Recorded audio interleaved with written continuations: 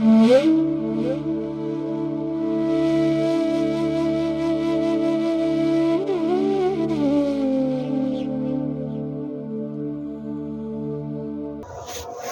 ஸ்தலங்களுக்கும் புண்ணிய தீர்த்தங்களுக்கும் எல்லாம் போகும் பொழுது அடிக்கடி நான் சொல்லக்கூடிய விஷயங்கள் தான். ஏன்னா அது ஒவ்வொரு முறையும் நம்மளுக்கு ஞாபகப்படுத்த வேண்டிய ஒரு விஷயங்கள்ங்கிறதுனால அதை திரும்ப சொல்லிடுறோம். என்ன அப்படின்னா, நம்ம ஊரில் ஒரு பெரும்பான்மையானவங்க சொல்கிற ஒரு பேச்சு ஒன்று இருக்குது. ஏன் நம்ம ரொம்ப சின்ன வயசுலேயே நீங்கள் வந்து ஆன்மீகத்துல எல்லாம் ஈடுபட்டுக்கிட்டு இருக்கிறீங்க, உங்கள் வாழ்க்கையை நல்லா வாழ்ந்துட்டு ஒரு 60 வயசுக்கு மேலே கிருஷ்ணா ராமான்னு இருந்தால் பார்த்தாதா அப்படின்னு சொல்லுவாங்க. ஸோ அவங்க சொன்ன பேச்சை கேட்டு நம்ம ஒரு 60 வயசுக்கு மேலே கும்பமேளா வந்திருந்தோம்னு வச்சுக்கிட்டேன், என்ன ஆயிருக்கும்? ஐஸ் பெட்டியில் வச்சுருந்துருப்பாங்க, பார் ஆகிறவங்க இல்லையோ. அப்போ எதுக்காக சொல்ல வரோம் அப்படின்னா, அந்த கங்கையில் நீங்கள் ஸ்நானம் பண்ணுறதுங்கிறது நினச்சி பாருங்கள். ஒரு 20 வருஷம் கழிச்சு உங்களால் வந்து இங்கே இப்படி ஒரு இறங்கி காலையில் ஒரு ஸ்நானம் உங்களால் பண்ணிட முடியும் நீங்கள் நினைக்கிறீங்களா? ஒரு நம்புறீங்களா? மாமனார் எதுவும் உங்களுக்கு ஃபோன் போட்டாருன்னு யோசிக்கிறேன். சொல்லுவாங்க, இது தேவையில்லாத வேலை, இந்த வயசில் நீங்கள் ஏன் போயிட்டு இந்த மாதிரியான போகணுமா அப்படின்னு. ஸோ இந்த வயசுலேயே நம்மளால் ஹேண்டில் பண்ண முடியல, எல்லாம் சைடு கட்டுது இல்லையா? ஸோ இன்னும் நம்ம ஒரு 50 வயசு 60 வயசுக்கு மேலே இன்னும் கொஞ்சம் நம்ம இன்னொருத்தங்களுடைய சப்போர்ட் எதிர்பார்க்குற டைமில் நம்ம இங்கே வந்து உக்காந்துக்கிட்டு எல்லாத்துக்குமான ஒரு சிரமமாக இல்லாமல் இப்போ நம்ம எல்லாத்தையும் அதை அனுபவிச்சுட்டு இப்போ நம்ம வீட்டுக்கு போய் உட்காந்து 60-70 வயசுக்கு மேலே நம்ம பேரக்கோ பசங்களுக்கெல்லாம் என்ன செய்யலாம், கும்பமேளாக்கு நான் போயிருக்கும் போது எப்படி இருந்துச்சு தெரியுமான்னு அப்போ ஒரு கதையை சொல்லிட்டு நம்ம வாழ்க்கையை ஓட்டலாம். அது இல்லாமல் வந்து அந்த நேரத்தில் வந்து அவங்க நம்ம எல்லாத்துக்கிட்டே எங்கள் தாத்தா இப்போ என்ன பண்ணிட்டாரு தெரியுமா அப்படின்னு ஒரு அவங்க கதை சொல்கிற மாதிரி வச்சுக்க கூடாதுங்கிறது தான் நம்ம சரியாக இருக்கிறோம். அதனால் இது கும்பமேளாக்குன்னு இல்லை, எந்த ஒரு விஷயத்துக்குமே அந்த மொமெண்ட்டுங்கிறது அப்போ வரக்கூடிய ஒரு விஷயம் தான். அதுக்கப்புறம் மீண்டும் அது நம்ம கைக்கு வருமாங்கிறது தெரியாது. ஒரு உதாரணத்துக்கு நம்ம சொல்லணும் அப்படின்னா, ஒரு காலத்தில் கும்பமேளாவுக்கு நாங்கள் வரும் பொழுது இந்த நாங்கள் தங்கியிருக்குங்க இந்த இடத்துல இருந்து ஒரு 2-3 டென்ட்டு தள்ளினா கங்கை இருக்கும். ஸோ நாங்கள் போய் அப்படி குளிச்சுட்டு கங்கையில் ஸ்நானம்லாம் முடிச்சுட்டு அந்த 2-3 டென்ட்டு தள்ளி திருப்பி இங்கே உள்ளே வந்து உட்காந்துருப்போம். அப்போது இதே மாதிரி யாரும் பெருசாக எந்த தொந்தரவோ எதுவும் கூட்டமும் பெருசாக இருக்காது. இப்போ நாங்கள் அந்த வெளியில் போய் இப்படி குளிச்ச இடம் என்னது அப்படின்னு பார்த்தீங்கன்னா, திருவேணி சங்கமத்தில் அங்கே எல்லோரும் குளிச்சுட்டு இருக்கிற இடத்துல தான் நாங்களும் குளிச்சுட்டு வரோம். 2013 இங்கே கும்பமேளாவுக்கு வந்திருந்தவங்க எல்லாத்துக்கும் தெரியும். ஸோ இப்போ நம்ம எங்கே ஒரு 4.5 கிலோமீட்டருக்கு இந்த பக்கம் இருக்கிறோம். அப்போ ஒவ்வொரு முறையும் நம்ம கும்பமேளாவுக்கு வந்தாலும் எல்லாமே ஒரே மாதிரி இருக்கணும்னு அவசியம் கிடையாது. எத்தனை முறை வந்தாலும் ஒவ்வொரு டைம்லேயும் நம்ம வேறு வேறு சூழலை தான் பார்க்க முடியும். ஆனால் அது போகக்கூடிய விஷயமெல்லாம் கும்பமேளாவே தான் இருக்கும். அதே மாதிரி தான் நம்ம ஹிமாலயாஸுக்கு போகிறோம், அங்கே கேதாருக்கு போகிறோம், பத்ரிக்கு போகிறோம் அப்படின்னா முதல்ல நம்ம போய் உட்காந்து கேதார் பத்ரி உள்ள கோயிலுக்குள்ளெல்லாம் போய் உட்காந்து நம்ம எப்போ அவங்க துரத்தி விடுற வரைக்கும் கூட உள்ள உட்காரலாம். இப்போது பார்த்தீங்கன்னா 1 கிலோமீட்டர் 1.5 கிலோமீட்டர் குளிரில் லைனில் நின்னா தான் உள்ளே போய் சாமியவே பார்க்க முடியும் அப்படிங்கிறத நம்ம தெரிஞ்சு. இப்போல்லாம் வந்து அந்த மக்கள் கூட்டம் அதிகமாகிட்டு இருக்குது. அதுக்கப்புறம் அதை வந்து கோயில்கள் எல்லாம் நிறைய மேம்படுத்துகிறாங்க. இப்போவே ஒரு காலத்தில் காசி விஸ்வநாதர் கோயிலுக்குள்ளே நம்ம போகும்போது பார்த்திங்கன்னா, காசி விஸ்வநாதர் மேலே எல்லாம் படுத்து கிடப்போம் நாங்கள்லாம். ஸோ காசி விஸ்வநாதருக்கு மேலே தலையில் அவருடைய அந்த பானம் மேலையெல்லாம் கைகளை வச்சு தொட்டு அவருக்கு அபிஷேகமெல்லாம் பண்ணி கங்கை தீர்த்தத்தை எடுத்துகிட்டு போய் இப்போ வந்து பார்த்திங்கன்னா ஒரு பெரிய ஒரு ட்ரே வச்சுருக்கிறாங்க, ஒரு பெரிய குழாய் மாதிரி வச்சுருக்கிறாங்க, அதில் ஊற்றிட்டு அப்படியே ஓடி போயிருங்க அப்படின்னு சொல்கிறாங்க. நாங்கள் எட்டி பார்த்து அவர் அங்கே இருக்கிறார், அப்படி கார்னரில் இருக்கிறார் அப்படிங்கிறது மட்டும் நம்ம பார்க்கத்தான் முடியும். இப்போ எதுக்கு இதை சொல்ல வரேன் அப்படின்னு கேட்டிங்கன்னா, ஒரு அது வந்து அந்த கோயிலுக்கு உண்டான வளர்ச்சிங்கிறது அவசியம்தான். அதே நேரத்தில் நம்ம அதிலிருந்து என்ன ஆகிட்டே போயிட்டே இருக்கிறோம், ரொம்ப தூரமாகிட்டே போகிறோம் அப்படிங்கிறத நம்ம தெரிஞ்சுக்கணும். அப்போது அடிப்படையாக நம்ம தெரிஞ்சுக்க வேண்டியது என்னென்னா, அப்போது என்ன கிடைக்குதுங்கிறது தான் நம்மளுக்கு எப்போவுமே வரப்பிரசாதம். அப்போ இல்லை நம்ம அப்புறம் பார்த்துக்கலாங்கிறது வந்து நம்ம நினச்சிக்கிறது தானே தவிர, அப்புறம் எப்போவுமே நம்ம எதிர்பார்க்குற விஷயங்கள் எதுவும் நிதர்சனமாக கிடைக்காது அப்படிங்கிறது தான் ரியாலிட்டி. அதனால் நம்ம கங்கை வந்து பல்லாயிரக்கணக்கான வருஷமாக இங்கே தான் ஓடிக்கிட்டு இருக்காங்க. அதனால் கங்கை வந்து புதுசாக இல்லை, எப்போ போனாலும் அங்கே கங்கை இருக்க போகுது அப்படின்னு நம்ம ஈஸியாக சொல்லிக்கலாம். ஆனால் ரியாலிட்டி இன்றைக்கி காலையில் நீங்கள் குளித்த கங்கையும் இன்றைக்கி மாலையில் நீங்கள் ஸ்நானம் பண்ண கங்கையும் ஒரே கங்கை இல்லைங்கிறத நம்ம அடிப்படையாக புரிஞ்சுக்கணும். கங்கை இங்கேயே தான் இருக்கிறாங்க. ஆனால் அவங்க பிரவாகமாக வந்துக்கிட்டு இருக்கிற ஒவ்வொரு நிமிஷமும் நீங்கள் 3 முக்கு முக்குறீங்க உங்களுடைய ஸ்நானத்தில் அப்படின்னா ஒவ்வொரு முக்குக்கும் வேறு வேறு கங்கையில் தான் நீங்கள் என்ன செய்கிறீங்க அப்படிங்கிறத கொஞ்சம் ஆழ்ந்து யோசித்து பார்த்தீங்கன்னா தெரியும். அதனால் ஒரே கங்கையில் நீங்கள் மீண்டும் குளிக்க முடியாது. ஒரு காலத்தில் அது ஒரு பெரிய தத்துவமாக சொல்லுவாங்க, ஒரே நதியில் மீண்டும் நம்ம குளிக்க முடியாது அப்படின்னு. அது போல தான் கங்கையை வந்து நம்ம ஒரு முறை ஸ்பரிசம் பண்ணால் திருப்பி அவங்க நம்ம கூடயே இருக்க மாட்டாங்க, திரும்ப திரும்ப அவங்க மாறிக்கிட்டே இருப்பாங்க. அதனால தான் சிவசக்தி ரூபமாக அவங்க இருக்கிறாங்கன்னு சொல்லலாம். சிவத்தன்மை அப்படின்னா சிவத்தன்மைனா எப்பொழுதுமே நிலையாக இருத்தல்னு அர்த்தம். நிலையாக இருக்கிறதுக்கு தான் சிவத்தன்மைன்னு பேர். சக்தி தன்மைனா எப்பவுமே நகர்ந்து இருக்கக்கூடியது, மூமெண்ட்லேயே இருக்கிறது, இயங்கு தன்மை அப்படின்னு சொல்லலாம். நிலைத்தன்மைங்கிறது சிவத்தன்மையாகவும் இயங்கு தன்மைங்கிறது சக்தி தன்மையாகவும் இருக்குது. அதனால தான் வந்து கங்கையை பார்த்தீங்கன்னா கங்கை எப்போவுமே நிலையாக இங்கேயே இருக்குது, அதே நேரத்தில் அது இயங்கிக்கிட்டே இருக்குது. அப்போ கங்கை வந்து சிவத்தன்மையாகவும் இருக்குது, சக்தி தன்மையாகவும் இருக்குது அப்படிங்கிறத நம்ம அடிப்படையாக புரிஞ்சிக்க முடியும். அப்போ இந்த நம்மளுடைய ஆன்மீக ரீதியாக நம்ம வந்து எத்தனையோ விஷயங்கள் நம்ம சொன்னாலும் இந்த மாதிரியான புண்ணிய ஸ்தலங்களுக்கு வர்றது, புண்ணிய தீர்த்தங்களுக்கு வர்றது அப்படிங்கிறது வந்து எவ்வளோக்கு எவ்வளோ வாய்ப்பு இருக்கோ அதை வந்து நம்ம என்ன செஞ்சுக்கணும், அதை நம்ம பயன்படுத்திக்கிறது ரொம்ப நல்லது. பயன்படுத்திக்கிட்டோம்னா அதுக்கப்புறம் எதிர்காலத்தில் நம்ம போக முடியலனாலும் கூட நம்மளுக்கு ஒன்றும் பிரச்சனை இல்லை. நம்ம அன்றைக்கி போனோம், அப்போ அப்படி இருந்துச்சு, இப்போ மாற்றிட்டாங்க போல் இருக்கு, ஓகே பரவாயில்ல, நம்ம போனதோடைய நினைவுகளை நம்ம என்ன செஞ்சுக்கலாம், சுமந்துக்க முடியும் அப்படிங்கிறத நீங்கள் தெரிஞ்சுக்கலாம். ஸோ இதுதான் நான் உங்களுக்கு எப்போவுமே ஆன்மீக பயணங்கள் இருக்கக்கூடிய எல்லா காலத்துலேயும் நான் சொல்கிறது அதுதான். ஆனால் இது இந்த நம்ம கும்பமேளாவுக்குன்னு இல்லை, எந்த ஒரு சூழலுக்கு வந்தாலுமே நம்ம வந்து அதை ஒரு முறை பார்த்தது திருப்பி நம்ம பார்க்க முடியுமான்னு உறுதியாக சொல்ல முடியாது. ஒவ்வொரு மொமெண்ட்டும் அது நம்மளுக்கு மாறிக்கிட்டே இருக்குதுங்கிறத நம்ம புரிஞ்சுக்கிட்டோம்னா போதும். குட். ஸோ இப்போ நம்ம இங்கெல்லாம் வந்து நிறைய பாட்டெல்லாம் போட்டுக்கிட்டு இருக்கிறாங்க, அதெல்லாம் கேட்குறீங்களா? இல்லை அதெல்லாம் காதில் விழுகுதானே, என்ன பாடுறாங்கன்னு தான் தெரிய மாட்டேங்குது அப்படின்னு சொல்கிறீங்களா? ஸோ இங்கே வந்து ஒரு 2-3 நாளாக ஒரு பாட்டு போட்டுட்ருக்காங்க, ரொம்ப நல்ல பாட்டு, ரொம்ப வருஷத்துக்கு முன்னாடி நான் கேட்டது, அதுக்கப்புறம் இப்போ தான் திரும்பவும் கேட்குறேன். ஒரு அருமையான ஒரு பக்தி பாடல், அது ஹிந்தியில் இருக்கக்கூடிய பாடல் அது. ஸோ அது என்ன பாட்டு அப்படிங்கிறத சொல்கிறேன், நீங்கள் அதுக்காக உடனே அர்த்தமெல்லாம் கண்டுபிடிக்கிறதுக்கு முயற்சி செய்ய வேண்டாம், ஃபஸ்ட்டு பாட்டு கேட்டுக்கங்க. ஸோ இத்துனா தோ கருணா சுவாமி ஜப் பிரான் தன்சே நிக்கலே அப்படிங்கிறத அந்த பாட்டுடைய இது. நீங்கள் யூடியூப்ல எல்லாம் கூட போட்டு கேட்டு பார்க்குறதுனா பார்த்துக்கலாம். ரொம்ப விமர்சையான பாடல் அது. ரொம்ப வருஷமாக நான் ரொம்ப வருஷத்துக்கு முன்னாடி கேட்டிருக்கேன், அதுக்கப்புறம் இப்போ தான் திருப்பியும் இங்கே ஒளிபரப்பு நாங்கள் கேட்டேன். ரொம்ப அற்புதமான அந்த பாட்டு. அது என்ன அப்படின்னா, தமிழ் அர்த்தத்தோட கேட்கணும் அப்படின்னா, எனக்கு இது மட்டும் செஞ்சு கொடுங்க கடவுளே, வேறு எதுவும் நான் உங்ககிட்ட கேட்கல அப்படிங்கிறது அந்த பாட்டுடைய அடிப்படை வரி. எப்படி என்ன செஞ்சு கொடுக்க கேட்குறாங்கன்னா, கடைசி மூச்சு டக்குன்னு வெளியேறும் பொழுது இதை மட்டும் எனக்கு செஞ்சு கொடுங்க அப்படின்னு கேட்குற பாட்டு. அது என்ன அப்படின்னா, அவங்க என்ன கேட்குறாங்க அப்படின்னா, உன்னுடைய பெயரை, கோவிந்தனுடைய பெயரை சொல்லிட்டு எனக்கு அந்த மூச்சு போகணும், அதுக்காக உங்ககிட்ட நான் இதை கேட்குறேன், வேற எதுவுமே உங்ககிட்ட கேட்கல அப்படிங்கிறது அந்த பாட்டுடைய சாராம்சம். இத்தனா தோ கருணா சுவாமி ஜப் பிரான் தன் சே நிக்கலே, கோவிந்த நாம லேக்கர் ஜப் பிரான் தன் சே நிக்கலே அப்படிங்கிறது அந்த பாட்டுடைய வரிகள். ஸோ அந்த பாட்டு ரொம்ப ஒரு எப்படி சொல்கிறது, பக்தியின் ஆழமாக இருக்கக்கூடிய ஒரு பாட்டுன்னு கூட சொல்லலாம். வேறு எதுவும் எனக்கு அது வேணும் இது வேணும்னெல்லாம் கேட்கல, கடைசியாக உன்னுடைய பேர் இருக்கும்பொழுது என்னுடைய மூச்சு, என்னுடைய நாவில் உன்னுடைய பெயர் இருக்கும் பொழுது என்னுடைய மூச்சு வெளியேறணும் அப்படிங்கிறது தான் அந்த பாட்டுடைய கேள்வியாக இருக்குது. இப்போ எதுக்கு சொல்கிறேன் அப்படின்னு கேட்டிங்கன்னா, நம்ம கலாச்சாரத்தில் இது ஒரு பெரிய முக்கியமான ஒரு சமாச்சாரம், அதுக்காக தான் அதை சொல்கிறேன்.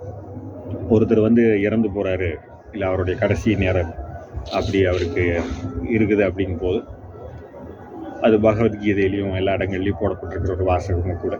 அவர் எவ்வளோ பெரிய மோசமானவராக வாழ்ந்துட்டு இருந்தாலும் கூட இந்த கடைசி நேரத்தில் இறைவனுடைய பெயரை உச்சரிச்சுட்டு அவர் மரணம் அடைஞ்சாருன்னா அவருக்கு முழுமையான முக்தியை நான் கொடுப்பேன் அப்படின்னு ஸ்ரீகிருஷ்ணர் வந்து பகவத்கீதையில் சொல்கிறார்.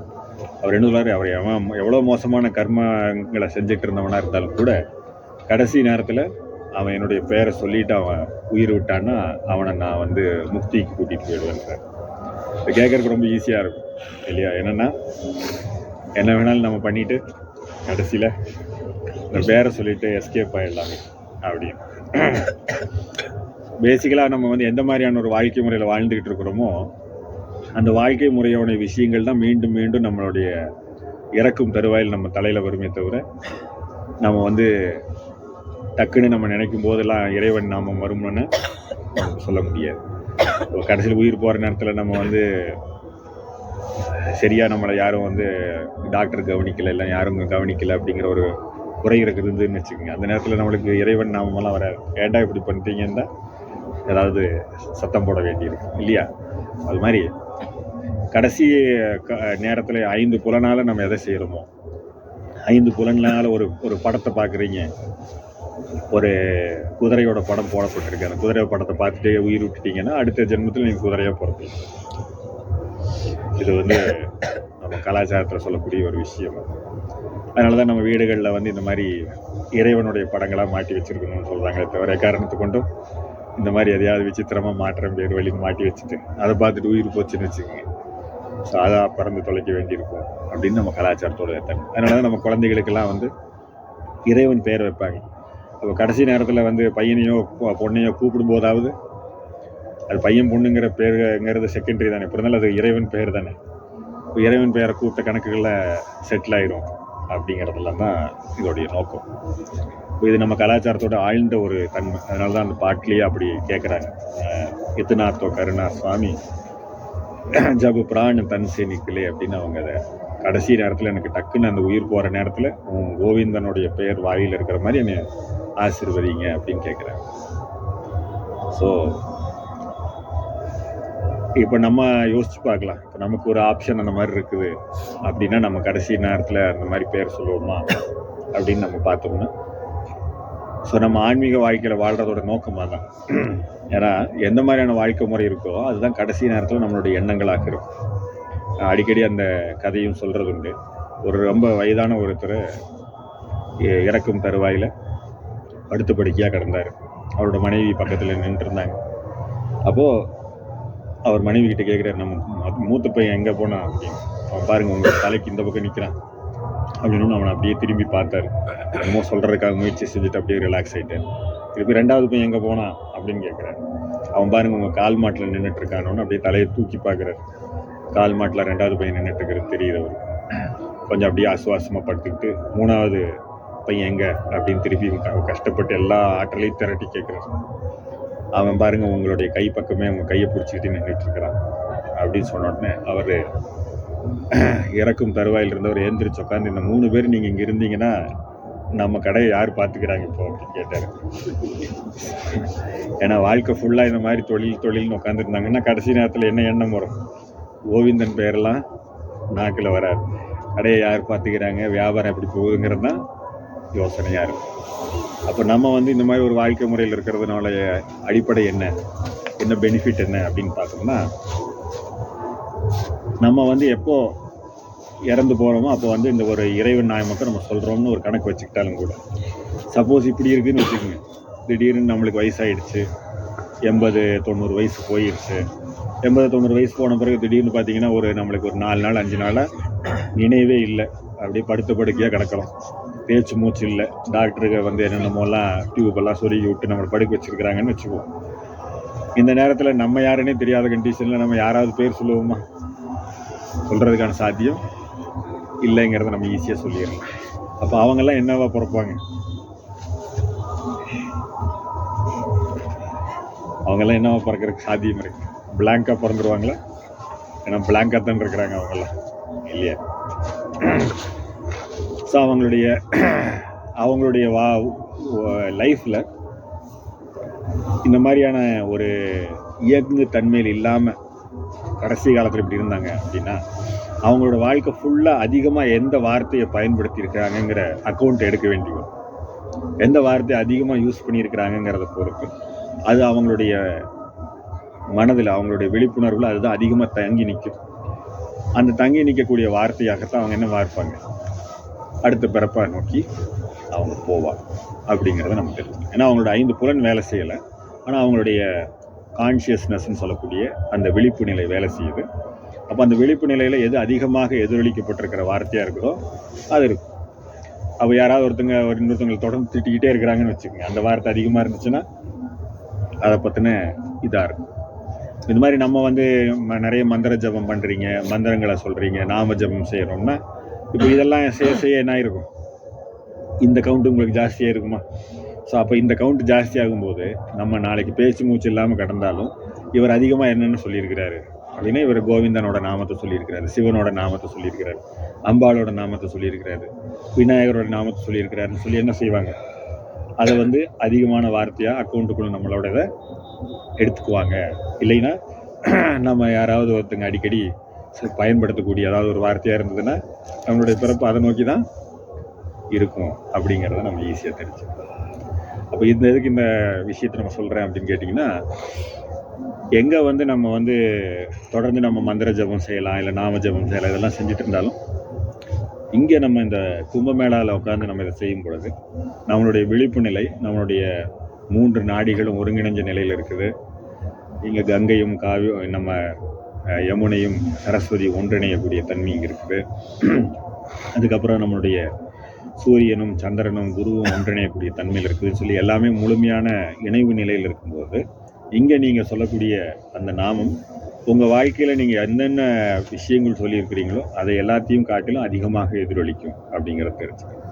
அப்போ இந்த மாதிரியான ஒரு முழுமையான சூழலில் இறைவனுடைய நாமத்தை நம்ம சொல்ல, அந்த இறைவனுடைய நாமமானது இயல்பாக நம்ம சொல்லும் பொழுது இருக்கிறத காட்டிலும் பல்லாயிரக்கணக்கான அளவு எதிரொலிக்கும் அப்படிங்கிறத நம்ம தெரிஞ்சுக்கணும். ஸோ அதன் மூலமாக நம்ம தெரிஞ்சுக்க வேண்டிய விஷயம் என்னென்னா, நம்ம கடைசி காலம் எப்படிப்பட்டதாக இருந்தாலும், இல்லை நம்ம ரொம்ப கான்ஷியஸாக இருந்து நமக்கு உயிர் போக போகுதுன்னு தெரிஞ்சுக்கிட்டு நம்ம உயிர் விட்டாலும் சரி, எந்த நிலையில் நம்ம உயிர் பிரிஞ்சாலும் சரி, நம்ம இங்கே சொன்ன கவுண்டோடைய அளவு எப்போவுமே என்னவாக இருக்கும், நம்ம லைஃப் ஃபுல்லாக சொன்ன எந்த வார்த்தைகளுக்கு ஈக்குவலண்ட்டாக இல்லாமல் அதை விட அதிகமாக இருக்கும் அப்படிங்கிறத நீங்கள் தெரிஞ்சுக்கலாம். அதனால் இந்த மாதிரியான ஒரு புண்ணிய தீர்த்தங்களுக்கு வரதும், அது ஒரு மாதிரியான இந்த மாதிரியான கும்பமேளா மாதிரியான ஒரு முக்கியமான தருணத்தில் வரதோடைய முக்கியத்துவம் எத்தனையோ இருந்தாலும் அதில் ஃபஸ்ட்டு நம்ம தெரிஞ்சுக்க வேண்டியது என்னென்னா, நம்ம முன்னாடியே ரிசர்வ் பண்ணிட்டோம், இந்த பேரெல்லாம் சொல்லிட்டோம், நோட் பண்ணி வச்சுக்கோங்க, நாளைக்கு நான் சொல்லலைன்னு சொல்லாதீங்க அப்படின்னு சொல்லி இயற்கைக்கு முன்னாடியே பதிவு பண்ணுறதுக்கான ஒரு தருணம் நம்ம இங்கே ஏற்படுத்தி வச்சுக்கிட்டோம் அப்படிங்கிறத நீங்கள் தெரிஞ்சுக்கலாம். அதனால் நம்மளுடைய இங்கே நீங்கள் எவ்வளோ நாள் இருக்கிறீங்களோ, எவ்வளோ நாமங்களை சொல்கிறீங்களோ அதெல்லாம் ஆயிரக்கணக்கான முறையும் லட்சக்கணக்கான முறையும் உங்கள் வாழ்க்கையில் நீங்கள் சொன்ன எல்லா வார்த்தைகளையும் மேலே ஓவர்லேப் பண்ணி ரீரைட் பண்ணப்பட்டிருக்கும் அப்படிங்கிறத நீங்கள் கன்ஃபார்மாக தெரிஞ்சுக்கலாம். அதனால் இதுவும் கும்பமேளாவுக்கு நம்ம பயணிச்சதோடைய ஒரு வகையான விளைவு அப்படின்னு நீங்கள் மைண்டில் வச்சுக்கலாம். ஸோ அதுக்காக தான், இதோடைய முக்கியத்துவத்தை புரிஞ்சுக்கிறதுக்காகத்தான் இந்த விஷயங்களெல்லாம் நான் உங்களுக்கு விரிவாக சொன்னேன். ஸோ உங்களுக்கு புரிஞ்சிருக்கும்னு நினைக்கிறேன். ஸோ நம்மளுக்கு அந்த பாட்டுடைய அவசியம் இனிமேல் இல்லை, அதுக்காக தான் சொல்லியிருந்தேன். அந்த பக்தியை சார்ந்து அவங்க பாடினாலும் நம்ம இறைவன்கிட்ட இறைஞ்சி கெஞ்சி கேட்க வேண்டிய அவசியம் இல்லை. இத்துநாத்தோ கருணா சாமின்னு அவர்கிட்ட நம்ம கேட்க தேவையில்லை. ஏன்னா நம்ம ஆல்ரெடி அவருக்கு செய்ய வேண்டிய வார்த்தைகளை எல்லாம் சொல்லி நிறைய சேமித்து வச்சுட்டோம் அப்படிங்கிறத நம்ம மைண்டில் வச்சுக்கணும். சுவாமி, இப்போ கங்கைக்கு நல்ல ஒரு இம்பார்ட்டன்ஸ் இருக்குது, அதுக்கு ஒரு எனர்ஜி இருக்குது. இப்போ இந்த மாதிரி வேர்ல்டுலேயே நம்மளுக்கு கங்கை மட்டும்தான் நம்ம ஒரு இம்பார்ட்டண்ட்டான ஒரு வாட்டர் பாடியாக கற்றுக்கப்படுது. அக்ராஸ் த வேர்ல்டுக்கு நிறையா வாட்டர் பாடிஸ் இருக்குது, நிறையா பிளேசஸ் இருக்குது. ஸோ அங்கெல்லாம் இந்த மாதிரி எனர்ஜி அப்ளிகபிள் ஆகும். அதை 2 விதமாக நம்ம பார்க்கணும். இது நேச்சுரலாக இருக்கக்கூடிய ஒரு இயற்கையாகவே இருக்கக்கூடிய தனித்தன்மையாக இருக்கிறது இந்த கங்கைக்கு இருக்குது அப்படின்னு நம்ம பார்க்க முடியும். அது மாதிரி வேறு எதுக்கும் இல்லையானா, உண்மையாக சொல்ல போனால் எதுக்கும் இல்லைங்கிறது தான் உண்மை. ஸோ அதனால் கங்கைக்கு இருக்கிற மாதிரியான அந்த இயற்கையான தன்மை வேறு எதுக்கும் இல்லை. அது என்ன வித்தியாசம் அப்படின்னா, நிறைய விஷயங்களில் நம்ம கங்கையை பற்றியெல்லாம் பேசியிருக்கிறோம். சத்சங்கத்தை வாய்ப்பு இருந்ததுன்னா அதையும் கேளுங்க, அப்போ அது இன்னும் கொஞ்சம் டீட்டெயிலாக உங்களுக்கு புரியும். ஸோ கங்கையை நம்ம பார்க்குறதுக்கு ஒரு நதியோட தன்மையாகவும் ஒரு நீர் ஆதாரமாகவும் நமக்கு தெரிஞ்சாலும் கூட அது நம்மை சேர்ந்தது இல்லைங்கிறதுக்கு நிறைய அதுக்கு எவிடன்சஸ் இருக்குது. ஸோ நம்மை சேர்ந்தது இல்லைன்னா நம்மளுடைய பூமியை சார்ந்தது இல்லை அது அப்படிங்கிறத நம்ம சொல்லலாம். இப்போ யமுனைக்கு இங்கே கங்கை யமுனையோடு சேர்ந்து பட் இங்கே அந்த யமுனைக்கு இல்லாத ஸ்பெஷாலிட்டி கூட கங்கைக்கு இருக்குதுன்னு சொல்லுவோம். அதையும் நம்ம தெரிஞ்சுக்கணும். இப்போ அந்த கங்கையோடைய தனித்தன்மை என்னவா இருக்குது? இப்போ நீங்கள் கங்கை இங்கேருந்து ஸ்நானமெல்லாம் பண்ணிட்டு கங்கையை நீங்கள் எடுத்துகிட்டு போகிறீங்க உங்கள் வீட்டுக்கு அப்படின்னா, எத்தனை வருஷம் ஆனாலும் நீங்கள் அந்த கேனில் வச்சு பார்த்தீங்கன்னா அந்த கங்கையோட தன்மையோ அது எதுவுமே மாறவே மாறாது. ஸோ நானே பல வருடத்துக்கு ஒரு 2 வாட்டி 3 வாட்டியாவது கங்கைக்கு வர்றதுக்கான ஒரு வாய்ப்பை ஏற்படுத்திக்குவேன் நான். ஒவ்வொரு முறையும் நான் அதை எடுத்துகிட்டு போகும்பொழுது ஒவ்வொரு வருடத்துலேயும் என்னென்ன தேதியில் எடுத்துகிட்டு போனேன்னு சொல்லி அதை வந்து நான் ஸ்டாக் பண்ணி வச்சுருக்கிறேன். எத்தனை வருடங்களுக்கு முன்னாடி எடுத்ததாக இருந்தாலும் 2002 இருக்கக்கூடியதெல்லாம் கூட இருக்குது. எதுவுமே வந்து அதே நிலையில் தான் இருக்குதே தவிர எந்த விதத்துலேயும் மாறுபாடு அடையவே இல்லை அப்படிங்கிறது தெரிஞ்சு. இப்போ எதுக்கு இதை சொல்கிறோம்னா அது உங்களுடைய, ஏன்னா நம்ம நிறைய அறிவியல் படித்தவங்கிறதுனால உங்களுக்கு அறிவியல் பூர்வமாக சொன்னால் புரியும் அப்படிங்கிறதுக்காக அதை சொல்லலாம். இப்போ வந்து அட்மாஸ்பியர்னு நமக்கு இங்கே ஒன்று இருக்குது பாருங்க. அப்போ நம்ம ஒரு உணவு தயாரிக்கிறோம். அந்த உணவு தயாரித்து இந்த அட்மாஸ்பியரில் வச்சோம்னா ஒரு 2 நாள் கழிஞ்சு அந்த உணவு என்ன ஆகிடும்? கெட்டு போயிடும். அப்போ இதே வந்து அந்த உணவை நீங்கள் செஞ்சு முடித்த உடனே ஒரு ராக்கெட்டில் வச்சு அதை வந்து நீங்கள் வந்து அந்த அட்மாஸ்பியருக்கு வெளியில் இருக்கக்கூடிய அந்த அவுட்டர் ஸ்பேஸில் கொண்டு போய் நிறுத்திட்டீங்க அப்படின்னா அந்த உணவு வந்து எப்போவுமே கெட்டு போகாது, அப்படியே இருக்குது. எத்தனை செஞ்சுரிஸ் கழிச்சாலும் திருப்பி யாராவது போனாங்கன்னா எடுத்து சாப்பிட்லாம். ஏன்னா அது வந்து இந்த அட்மாஸ்பியருக்குள்ளே கனெக்ட் ஆகாதனால அது என்ன ஆகலைங்க, கெட்டு போகலை. அதனால் இப்போவும் கூட வந்து பார்த்திங்கன்னா அந்த மாதிரி அவுட்டர் ஸ்பேஸுக்கு போகிறவங்க அவங்க அங்கே ஏதாவது உணவுகளையோ அதுலேயோ விட்டுட்டாங்கன்னா அங்கே வந்து அது எதுவும் ஒரு பாக்டீரியாவோ எதுவும் க்ரோ ஆகாது. காரணம் அதுக்கான அட்மாஸ்பியர் அங்கே இல்லை. இப்போ அதுக்கு தனியாக அதுக்கான ஒரு சூழலை தயாரித்தா தான் செய்ய முடியுங்கிறது தான் நான் ஆய்வு பண்ணிக்கிட்டு இருக்கிறேன். அப்படி இருக்கும்போது இந்த கங்கை அந்த மாதிரியான நிலையில் இருக்குதுன்னா என்ன அர்த்தங்க? அட்மாஸ்பியரோட உள்ளார இல்லை. அது அதோடைய பேசிக்காக வெளியிலேருந்து பார்த்தா அப்படி வந்து நம்ம இங்கே இருக்கிற மாதிரி இருக்குது. பட் அதோடைய ரியாலிட்டி அது வந்து நம்ம சார்ந்தது இல்லை, அது அவுட்டர் ஸ்பேஸில் இருக்குது அப்படிங்கிறது தான் அதோடைய அடிப்படை. இப்போ இந்த குவாலிட்டியோட வேறு ஏதாவது இருக்குதான்னு கேட்டால் எனக்கு தெரிஞ்சு இல்லைன்னு தான் நான் சொல்லுவேன். புனித நீர்கள்னு சொல்லி ஒவ்வொரு கலாச்சாரமும் ஒவ்வொரு மதங்களும் அவங்களுக்குன்னு ஒரு புனித நீர் வச்சுருக்கிறாங்க. இந்த புனித நீருக்கும் கங்கைக்கும் நிறைய வித்தியாசம் இருக்குது. இப்போ நம்ம வந்து கங்கையை மட்டும் புனித நீர்னு சொல்கிறது, நம்ம சொல்லக்கூடிய பிரார்த்தனைகளே கங்கை, யமுனை, கோதாவரி, சரஸ்வதி, சிந்து, காவேரி இவங்களை எல்லாத்தையும் சேர்த்து வச்சு தான் சொல்லுவோமே தவிர தனியாக கங்கைக்கு மட்டும் ஸ்பெஷாலிட்டி கொடுக்கறது. பட் இது கங்கையை வந்து இங்கே சொல்கிறதுக்கான முக்கிய காரணம் இந்த சப்த நதிகள்னு சொல்லக்கூடிய 7 நதிகளை தாண்டி அதுக்கு ஒரு ஸ்பெஷாலிட்டி இதில் நம்ம பார்க்க முடியுது. ஏன்னா அது தன்னுடைய இயல்பை ஒரு பூமிக்கு உண்டான இயல்பில் அது இங்கே இல்லை அப்படிங்கிறதுக்கு நிறைய சான்றுகள் சொல்லிக்கிட்டே போகலாம். நான் சொன்னது ஒன்று, இந்த மாதிரி நம்ம நிறைய சொல்லிக்கிட்டே போகலாம். வேர்ல்டுலேயே வந்து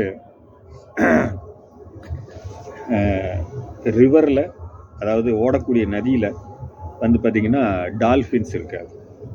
கங்கையில் மட்டும்தான் டால்ஃபின்ஸ் இருக்கும். ஸோ கங்கைக்கு மட்டும்தான் அந்த டால்ஃபின்ஸை வச்சுக்கக்கூடிய ஒரு தன்மை இருக்குது. அதுக்கு கங்கைக்கு உண்டான அது டால்ஃபின்னே சொல்லுவாங்க, கேஞ்சஸ் டால்ஃபின்னு. இந்தியாவுடைய மெரைன் ரிசர்ச்சோடைய சிம்பலே வந்து கங்கையோடைய அந்த டால்ஃபின். உலகத்தில் இருக்கிற எந்த நதிகள்லையுமே டால்ஃபின் கிடையாது.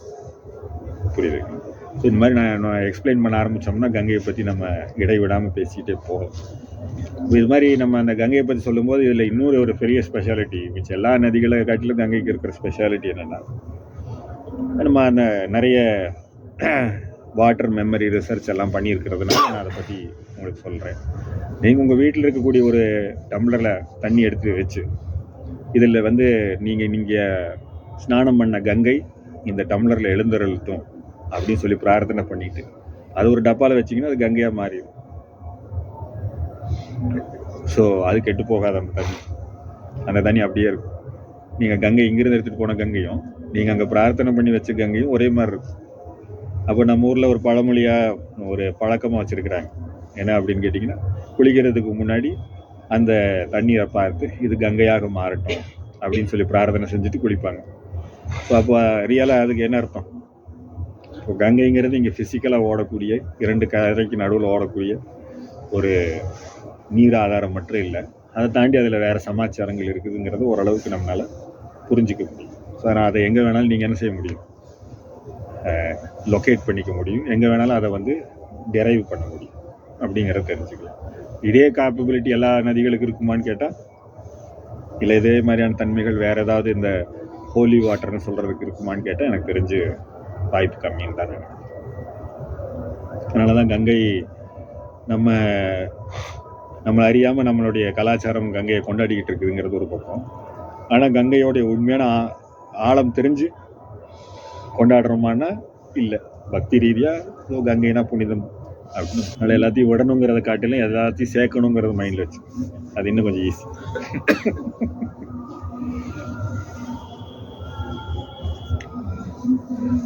Yeah.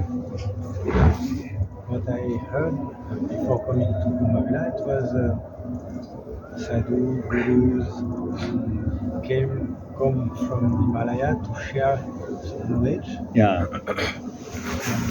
How it happened, about which knowledge. It is knowledge already known by ancestors or new knowledge. So actually, first of all, I want to tell you that it was the people's kind of assumption that they will come here only to share the knowledge and something. Here nobody talk anything. Even if you go to some place where the Himalayan sadhus are sitting, they will be in the trance and you can't even wake them up. So they are walking more than 3 months from Himalayas and reaching here, and they will be there for 1 month, 1.5 months, and they will just walk back. So they never share anything. Even they doesn't have any kind of book or nothing, because even they doesn't have a clothes. So. Some people think that so many sadhus and so many saints and spiritual people are gathering here. They think that they will share. But the reality was nobody shares here. There is no talking. There is no teaching. There is no formal educations are happening here. Nothing.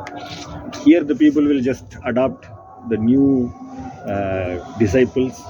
They initiate them and they will bring them back to Himalayas. That's it. So new packages might be added. So there will be no much sharing happens here. So once very long before, like 1,500 years before, when the Adi Shankara, there is a saint who was the major philosopher of India. The Adi Shankara visited here in Kumbh Mela. So it's not, a lot of people also think that the Adi Shankara himself created Kumbh Mela. That is not a correct thing. So he visited here to know that so many people are here. So he wanted to establish his philosophy to be worldwide. So this is the right place because so many people are in together. So 1,500 years before he was arrived here, and he created some kind of a debate with some people, and he won the debate as per their version. And they say this is the Adi Shankara said the Advaita is the philosophy of this. He was said that that is from moment we will follow here. So still in India there is a 4 muds are there, the major of Adi Shankara. So the head of the muds will come to the Kumbh Mela. So they will come here to take the holy dip and they will go back. Even they will not talk to anybody. So the people assume like that.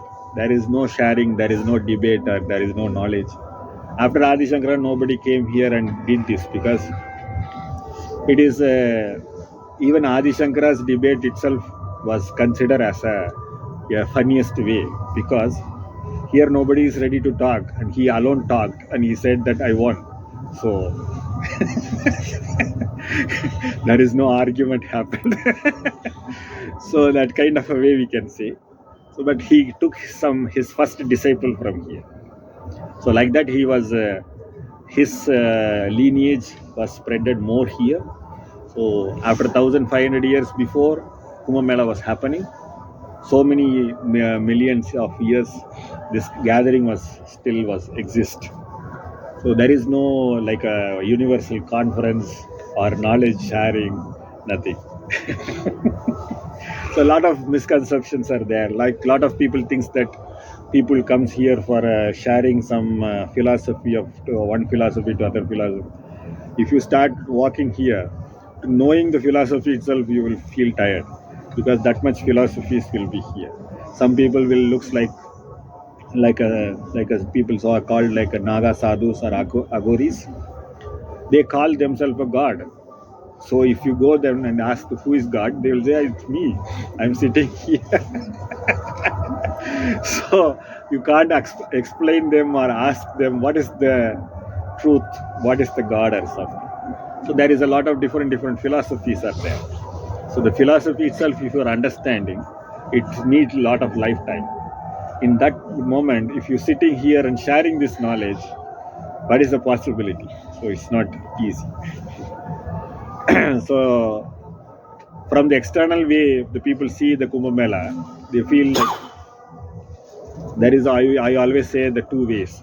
Some people think that if you come here, so many sadhus and so many like a kind of philosophers, spiritualist people are here, so they will give you some kind of a knowledge. But it is difficult to do that here because you can see the atmosphere here.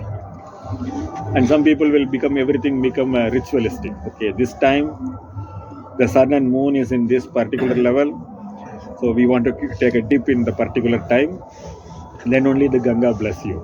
So this kind of ritualistic way they will guide them.